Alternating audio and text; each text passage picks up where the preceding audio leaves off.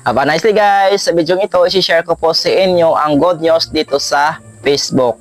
Ito yung bagong tools ni Meta, ang tinatawag natin guys na affiliate partnership. Dati guys, itong affiliate partnership guys, available lamang sa ating mga profile account. Pero ngayon, available na rin siya sa mga pages natin. Kaya sino na po dito nakapag-set up nito guys, at sino na rin dito na-invite sa affiliate partnership. Paki-comment naman sa baba guys, let me know lang. Kung hindi ka pa napag-set up nito guys ng affiliate partnership, meron din po akong tutorials nito. Panoorin nyo lang din. By the way guys, kung bago ka pa lang sa channel natin, please paki-subscribe naman guys at i-click ang notification bell at paki-follow na rin ako guys para marami pa tayong tutorials na gagawin. Ang topic natin ngayong araw guys, kung paano tayo kikita dito sa affiliate partnership. Paano siya gamitin, paano siya i-attach sa ating mga posts or i-link sa ating mga videos. So yan po yung topic natin ngayong araw guys. Dito guys, konting kaalaman lang sa affiliate partnership guys, kikita lang tayo dito sa pamamagitan ng pang-link or pagpili ng mga products na ililink natin sa ating mga videos or ipopost natin.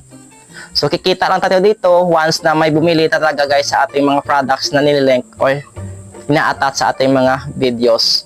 So yung commission natin guys, pupunta siya sa affiliate partnership natin. Sa Shopee na guys dapat nakapag-register na rin kayo dito sa Shopee Affiliate Program. Kung hindi ka pa guys nakapag-register dito sa Shopee Affiliate Program, meron pa akong link dyan sa baba. Dyan po kayo mag-register. At papakita ko na rin sa inyo guys yung actual kung paano tayo mag-link or mag-attach ng product sa ating post mismo. Kaya stay tuned lang po kayo guys sa ating tutorials at panoorin nyo ito, full tutorials natin para malaman nyo talaga guys kung paano ito gamitin ang affiliate partnership at paano tayo dito kikita sa affiliate partnership. Pag-isisahin natin yan guys para ma-promote natin kung ano ba talaga ang affiliate partnership nito at ano yung benefits na sa atin sa paggamit nito guys. Kaya ituturo ko na sa inyo kung paano ito gamitin ang affiliate partnership. Okay guys, dito na tayo sa ating homepage. So i-click lang natin tong Facebook apps natin. Ito na guys yung actual natin kung paano natin i-link or i-attach ang ating product sa ating mga Facebook Reels at sa ating mga posts. So i-click natin itong profile natin, professional dashboard, and then hanapin natin dito yung affiliate partnership natin.